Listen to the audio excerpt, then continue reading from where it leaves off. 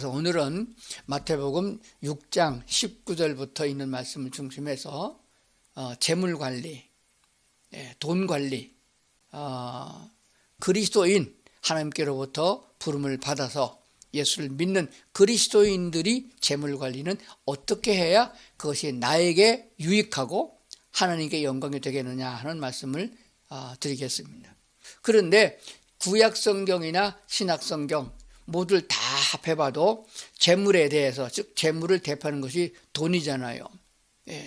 돈이 물질입니다. 그 재물질에 대해서 좋게 말하는 게 별로 없어요. 안 좋게 얘기한 게 많이 있습니다. 야고보서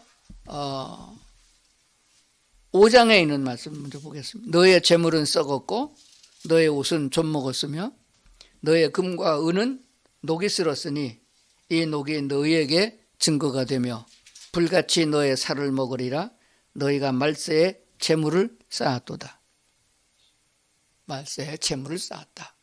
히브리서 13장 5절입니다. 돈을 사랑하지 말고 있는 바를 족한 줄로 알라. 돈을 사랑하지 말고 돈을 그냥 쓰는 어떤 그 매체, 도구로 써야 되는데 사랑의 대상으로 놨단 말이에요. 사람을 사랑해야 되는 것이에요. 우리 그리스도인들은 꼭 마음에 새겨야 됩니다. 사랑하라는 사람은 안 사랑하고 생명이 없는 돈을 사랑하고 그래서 돈에 매여 살고 돈을 쫓아가고 돈을 따라가고 그러니까 망하는 거예요. 그 뻔히 알면서도 그러거든요. 이 문제가 되면 좀 더 보겠습니다. 베드로전서 1장 보겠습니다. 그러므로 모든 육체는 풀과 같고 그 모든 영광은 풀의 꽃과 같으니 풀은 마르고 꽃은 떨어지되 오직 주의 말씀은 세세토록 있도다 하였으니 너에게 전한 복음이 곧 이 말씀이니라. 이 말씀은 이사야서 40장에 있는 말씀을 베드로 사도가 다시 인용한 것이에요. 디모데전서 6장 7절 10절 이렇게 나오는 말씀을 한번 보겠습니다.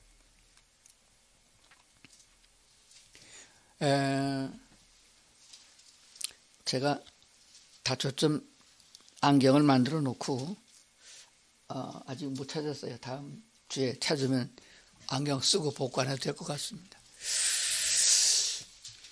자, 천천히 다 구현 설명을 하지 않고 성경 본문에서 함께 은혜 받을 수 있기를 그렇게 바랍니다. 우리가 세상에 아무것도 가지고 온 것이 없음에 인정해야 됩니다.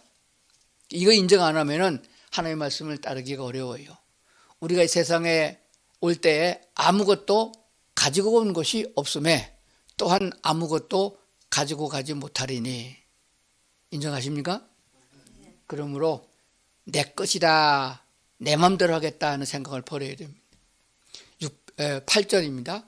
우리가 먹을 것과 입을 것이 있은즉 족한 줄로 알 것이라.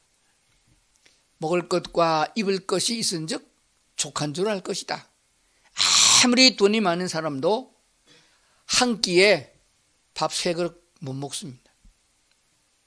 아무리 돈이 많은 사람이라도 고기 반찬이 아무리 좋아도 더 많이 먹으면 배탈 나서 손해가 됩니다. 내가 먹을 수 있는 것 한정되어 있습니다. 그런데 먹을 것과 지금 입을 것이 있는즉 족한 줄 알아야 된다. 다시 말하면 너무 욕심을 부리면 안 된다 하는 것이거든요. 9절입니다.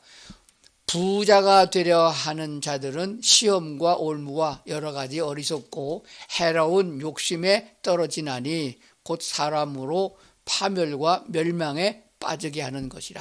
10절 돈을 사랑함이 일만하게 뿌리가 되나니 이것을 탐내는 자들은 미혹을 받아 믿음에서 떠나 많은 근심으로써 자기를 찔렀도다.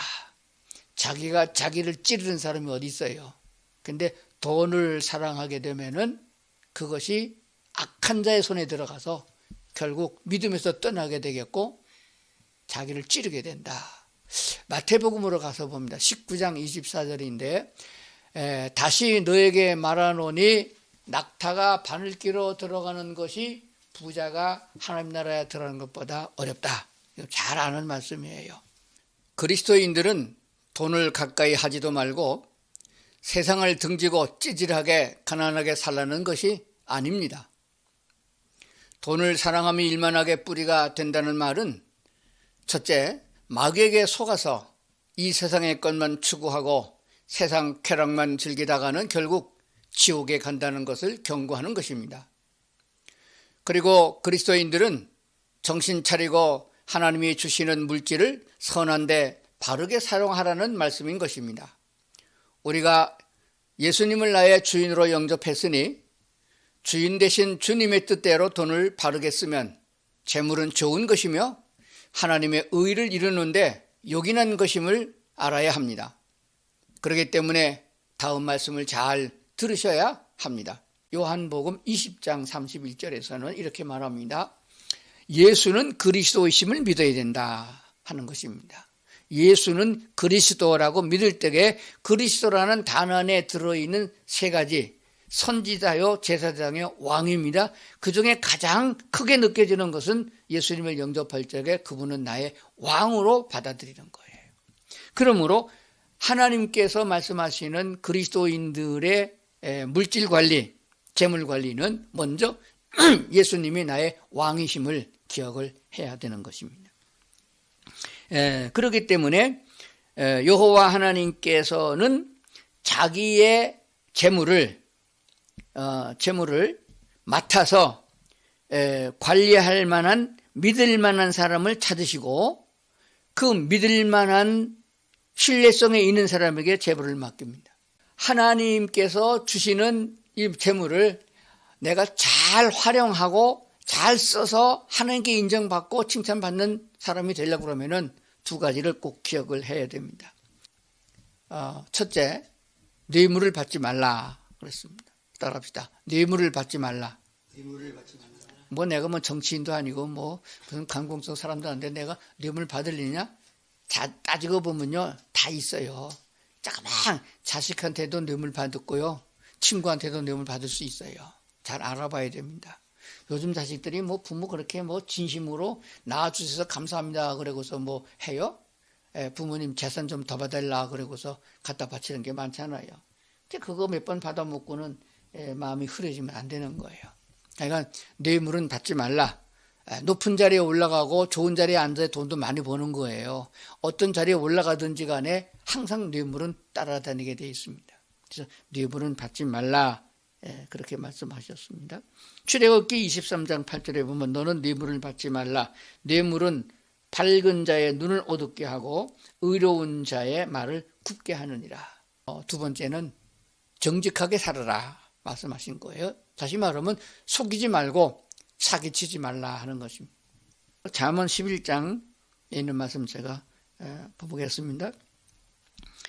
속이는 저울은 여호와께서 미워하시나 공평한 추는 그가 기뻐하시느니라. 지금은 전자저울이지만은 예수님 당시에나 고대 사람들은 저울을 가지고 있었습니다. 손으로 이렇게 해가 접어가지고. 그래서 지금 법관을 키워내는 그 법과대학이나 법원 같은 데 가게 되면은 저울이 그려져 있는 그림이 항상 있습니다. 그러니까 저울을 바르게 해야 된다 하는 것이에요. 근데 저울대가 지금 제가 시범 보이고 있는데 저울대를 이렇게 자꾸 보면 손을 이렇게 누르면은 왼쪽으로 이렇게 누르면 저울이 올라가고 내려가고 그래요. 그래서 아주 기막힌 기술을 가지고 저울을 속인다. 속이는 저울은 여호와께서 미워하신다. 그리고 추를 달아놔서 이것이 몇 킬로짜리 추를 달아놨어요. 근데 그걸 속이잖아요. 겉으로 보기에는 똑같은 건데 사람에 따라서 감독관이 나오면은 제대로 된 걸 갖다 놓고 감독관이 없을 적에는 가짜를 쓰고. 근데 그때만 그런 게 아니에요. 지금 마트 같은 데 가서 고기를 한 걸 사면은 한 건 안 나옵니다. 식당에 가서 불고기 먹을 적에 거기 그램수가 다 적혀 있어요. 몇 그램이 얼마다. 달아보면 그렇게 안 나와요. 그래서 그걸 가지고 다녀야 돼요. 저울을 갖고 다녀서 접시 저울을 갖고 다니면서 가져오면 얼른 달아봐야 돼요. 그래서 그릇값 빼고 국물 빼고 그래서 정직하게 해야 된단 말이에요. 그런데 이게 이런 것이 사회적으로 보통 비일비재한 것이 아니에요. 눈속임 하는 거. 근데 오늘 성경 말씀은요, 속이는 저울은 사람에게 관리를 받는 게 아닙니다. 여호와께서 미워하신다. 하나님께 복을 받아야 되는데 하나님께 미움받아도 복 받겠어요? 그리스도인들은 어떻게 살아야 되느냐, 뭘 해야 되느냐 하는 것이에요. 자, 따라합시다. 먼저 그의 의를 구하라. 하나님이 옳다 하는 것을 먼저 그를 구하고 그것을 알고 그를 하라. 할 만한 믿음이 안 되고 할 만한 힘이 없을 적엔 하나님께 구하는 거예요. 하나님이 힘 주시면 할 수 있거든. 이게 구하지도 않는 거예요. 그런 건 안 구하는 거예요. 쓸데없는 걸 구하기 때문에 하나님이 안 주는 거잖아요. 먼저 할 일은 하나님께서 옳다 하는 그 의를 구하고 그리고 그 의를 따라서 행하는 자가 되어야 된다 하는 사실입니다. 마태복음 6장 33절 그런즉 너희는 먼저 그의 나라와 의를 구하라. 그리하면 이 모든 것을 너희에게 더하시리라. 마태복음 6장 19절에 있는 말씀이 되죠. 자, 한번 보겠습니다. 너희를 위하여 보물을 땅에 쌓아두지 말라. 여기서는 중요한 것이 뭐냐면 앞 첫 구절이에요. 누구를 위하여? 하나님을 위한 것이 아니에요. 우리가 뭐 하라 그러면 나 이게 하나님께 영광을 위하여 하나님을 위해서 교회 목사를 위해서 이렇게 생각하는데 아니에요. 나 자신을 위해서 하라는 거예요. 하나님은 우리 자신을 소중하게 여깁니다. 너희를 위하여 보물을 즉 재물을 땅에 쌓아두지 말고 거기는 도둑도 있고 좀도 먹고 결국 못 쓰게 된다. 네가 쌓아놓은 거 다 못 쓰고 죽는다. 그런 뜻이 되어집니다. 20절입니다. 오직 너희를 위하여. 여기는 하나 글자가 더 붙었어요. 19절에는 너희를 위하여 그랬는데 20절에 가보니까 오직 너희를 위하여. 하나님이 우리에게 말씀하시는 바는 오직 너희를 위하여 보물을 하늘에 쌓아두라. 땅에 쌓아두지 말고 하늘에 쌓아두라. 거기는 잃어버릴 일도 없다. 그런 말씀이 되죠. 그렇다면 여기서 쉽게 말씀드리면 두 종류의 은행이 있다 하는 걸 알게 됩니다. 오직 너희를 위하여 보물을 하늘에 쌓아두라. 하늘 은행에는 거기는 좀도 안 먹고 뭐 녹도 쓸지 않고 훔쳐놓는 것도 없고 확실하게 내 것이 된다. 그렇게 말씀하신 거예요. 근데 이걸 믿냐? 교회에 다니는 믿음이 있는 사람들도 목사들도 이 말을 액면 그대로 안 믿습니다. 안 믿기 때문에 결과가 21절에 이릅니다. 내 보물이 있는 그곳에 내 마음도 있다. 신명기 8장 18절에 보면 내 하나님 여호와를 기억하라. 그가 내게 재물 얻을 능력을 주셨습니다. 재물 얻을 능력을 하나님이 주셨어요. 이방 사람에게 준 게 아니에요. 하나님이 택하여 가나안 땅에 들어가는 자기 백성들에게 주신 것입니다. 하나님의 능력을 주셨으므로 돈을 벌어서 수입을 잡을 수 있는 것은 바로 하나님이 주신 능력을 입었을 때만 가능한 것입니다. 그러므로 간략하게 말하면은 하나님께서 오늘 그리스도인들에게 어떤 사람들에게 물질의 복을 주시느냐 하면은 하나님이 보셔서 그 재물을 관리할 만한 믿음이 있는 사람, 신뢰성이 있는 사람에게 주는 것이에요. 그 재물을 가지고 어디다 쓰냐? 선한 사업에 쓰게 하신 것을 우리는 많은 성경 구절에서 찾아볼 수가 있습니다. 가장 큰 선행이 바로 영혼을 구원하는 데 있습니다. 그리고 육신적으로 고난당하는 사람을 성경은 돌보게 하셨습니다. 재물을 쓰게 하셨어요. 그건 눈에 보이는 것이에요. 병든 사람을 치료하고 먹지 못하는 사람들, 그 사람들에게 먹을 것을 주고 입을 옷이 없는 사람에게 입을 옷을 주는 것. 그러니까 육체적인 신체적인 가장 기본적인 것도 해결하지 못하는, 그러므로 우리는 우리 주변만 보면은 그런 사람이 없을 수도 있습니다. 복지 국가가 됐기 때문이 그래요. 그러나 물 한 방울도 깨끗한 걸 못 먹는 우리나라 수돗물을 아프리카에 갖다 놓으면은요, 그것은 지금 생수보다 더 좋은 거예요. 그래서 그들에게 맑은 물을 먹을 수 있는 우물을 파주는데, 영혼이 구원될 수 있어서 복음을 전하는데 교회를 세우는데, 그리고 병든 사람을 치료할 수 있는 그런 시설을 만드는 일에 우리는 온 지구가 한 가족이 되어야 된다는 것을 성경 말씀하고 있습니다. 그를 위해서 하나님 우리에게 주셨다 하는 것을 먼저 기억을 해야 됩니다. 진실한 청지기가 되어야 된다 하는 것입니다. 청지기라는 말은 관리자입니다. 하나님의 것을 맡아서 관리하는 자라 하는 것을 기억을 해야 됩니다. 하나님께서 부어주는 축복을 받아서 하나님이 재물 얻을 능력을 주셨고 지혜를 주셔서 삶을 주셨습니다. 그래서 정직하게 해도 사기치지 않아도 쏟아지는 부어지는 축복의 은사를 우리가 맛보게 되는 거예요. 수많은 간증들이 있습니다. 수많은 그리스도인이 그렇게 살아가고 있습니다. 선행에 대한 하나님의 약속들이 있습니다. 이것을 성경에 있는 구절을 가만히 찾으셔서 수첩에다가 적어놓고 말씀한 그대로를 믿는 사람이 되어야 됩니다. 하나님이 너의 모든 죄를 다 사해주겠다고 약속하신 말씀만 믿는 것이 아니고 축복에 대한 말씀, 삶에 대한 말씀도 성경 구절에 있는 말씀 그대로 믿어야 됩니다. 재물을 땅에 쌓지 말고 하늘에 쌓으라는 것은 무엇을 의미하느냐? 하나님의 나라의 뜻대로 쓸 수 있는 것을 말하고 있는데 그것은 바로 나를 위한 것이다. 너희를 위하여 재물을 하늘에 쌓으라 이렇게 말씀하셨어요. 어떻게 하늘에 쌓나요? 하나님의 통장이 있나요? 하나님이 말씀하신 대로 선을 행하면은 그것이 다 하나님께 쌓여진다 하는 것을 성경에 수백 구절을 기록하고 있습니다. 성경에 약속에 대한 구절이 3,000가지가 넘는다고 그래요. 그 약속은 하나님이 주신 약속이에요. 반드시 하나님이 지키는 분인 것입니다. 시편 41편 1절에 보면 가난한 자를 보살피는 자에게 복이 있으며 재앙의 날에 여호와께서 그를 건지시리라. 가난한 자를 위하여 물질을 쓰면은 내가 재앙을 만날 적에 하나님이 건지신다는 약속입니다. 잘 기억해야 됩니다. 가난한 자를 보살피는 자에게 복이 있으며 지난 시간에 제가 말씀드리기를 그중에서 가장 가까운 이웃, 내 가족과 우리 가정 그리고 믿는 성도들의 가정 그리고 팔을 펴서 더 먼 이웃을 찾아봐야 된다고 말씀을 드렸습니다. 잠언 19장 17절에 보면 가난한 자를 불쌍히 여기는 것은 여호와께 꾸어드리는 것이니 그의 선행을 그에게 갚아주리라. 하나님께 꾸어준다? 빌려준다? 하나님께서 갚아준다. 내가 갖고 있으면 도둑이 훔쳐가고 녹이 쓸고 못 쓰게 될 것 같으니까 하나님께 주면은 하나님께서 필요할 적에 넣어준다, 내게 준다 하는 것을 약속하는 줄로 믿습니다. 그의 선행을 그에게 갚아주신다. 하나님이 갚는 방법 아시죠? 누르고 흔들어 주시는 거. 60배, 100배로 주시는 거 있죠. 누가복음 6장에 잘하는 구절입니다. 주라 그리하면 너에게 줄 것이니 곧 후히 되어 누르고 흔들어 넘치도록 하여 너에게 안겨주리라. 너희가 헤아리는 그 헤아림으로 너희도 헤아림을 도로 받을 것이라 했습니다.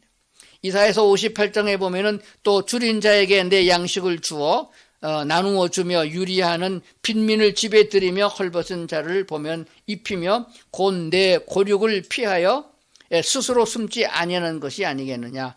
그리하면 내 빛이 새벽같이 비칠 것이며 내 치유가 급속할 것이며 내 공의가 내 앞에 행하고 여호와의 영광이 내 뒤에서 호위하리라. 이 구절 한 구절 가지고도 1시간 더 설교를 해야 될 일이에요. 줄인 자에게 양식을 나눠주며 유리하는 빈민을 너의 집에 드리고 헐벗은 자를 보살피고 입히면은 내 고륙이 손 내밀었을 적에 피하서 숨지 아니하고 그를 받아서 내가 도우면은 하나님께서는 너를 새벽빛같이 이런 빛같이 할 것이다. 내가 병들었을 때 치유가 급속할 것이다. 암 말기에 걸렸다 할지라도 1초에 하나님이 고치겠다. 그런 뜻이에요. 하나님은 치유 하나님으로 치유가 급속하게 할 것이며 내 공의가 내 앞에서 행하고 공의가 있고 그러므로 여호와의 영광이 내 뒤에서 호위병처럼 너를 보호하리라 하는 것을 보게 돼. 영광을 얻겠다는 것입니다. 내가 부를 때 내가 여호와가 응답하겠고 내가 부를 때에 내가 여기 있다. 하나님께서 기도에 응답을 주겠다 하는 약속을 주고 있는 것을 믿습니다. 에베소서 4장 28절에 보면 가난한 자에게 구제할 수 있도록 자기 손으로 수고하여 선을 행하라. 구제할 것이 있도록 돈이 없으면 구제할 것이 있도록 내 손으로 수고하여 선하니라. 바꿔 말하면 돈을 버는 목적을 쓰고 있습니다. 왜 돈을 벌어야 됩니까? 도둑질한 자라면 도둑질하지 말고 그럼 돈이 없잖아요. 그럼 어떻게 착한 일을 해요? 이렇게 남 도와줄 수 있어요? 가난한 자에게 구제할 수 있도록 자기 손으로 수고하여 선을 행하라. 내 손으로 일하려 힘들잖아요. 그러면 힘들지 않도록 뭐가 문제냐? 하나님께 주시는 지혜의 근본이시고 모든 것의 주인 하나님께 구하라. 그럼 하나님께서 주신다. 마음을 보시고 그런 마음 그런 믿음이 있으면 하나님께서 채워주는 역사가 있습니다. 이것은 사람이 상상할 수 없는 놀라운 역사가 있음을 분명히 말씀하고 있습니다. 긴 시간 말씀드렸는데 오늘 성도들이 오늘 꼭 기억할 것은 우리가 수입이 있을 적에 있는 것 가지고 나누는 자, 하나님의 약속의 말씀을 붙잡고 기도하면서 그의 뜻대로 쓰는 자들이 되면은 하나님은 하나님의 물질을 나를 통해서 흘러가게 하는 것입니다. 내가 쓸 것도 채워주십니다. 내 먹을 것도 남기지 않고 하는 게 아니에요. 먼저 부유하게 주실 테니 그것 가지고 하나님께서 주신 뜻을 따라서 행할 수 있는 믿음을 가져야 된다. 이제 남은 생애가 얼마나 남은지 모르겠지만은 여러분들이야 오늘 설교 듣고 있는 성도들이야 저보다 다 오래 살 거예요. 그렇다면 그 남은 기간을 복 있는 인생으로 살고 하나님께 인정받는 하나님의 나라 시민으로 살아갈 수 있으려고 그러면 이것들을 체험하면서 살아야 된다. 하나님께서 하라는 대로 했더니 이렇게 넘치게 복을 주셨는데 내게 남아있는 것은 없다. 썼으니까. 그러나 쓰면서 얻어지는 기쁨과 행복감과 그리고 하나님과 동행할 수 있는 기쁨은 말로 형용할 수가 없다는 것입니다. 안 쓰고 그냥 머물러 있으렵니까? 쓰고도 더 풍성하시렵니까? 이게 기독교인의 사명이에요. 하나님께서 주신 은혜가 우리 성도들에게 풍성하게 넘칠 수 있기를 주의 이름으로 축복합니다. 기도하시겠습니다. 하나님 감사합니다. 저희들을 사랑하시고 인도해 주셔서 주님께서 주신 약속의 말씀들을 한 번 더 믿고 점검할 수 있는 시간이 되게 하셔서 감사합니다.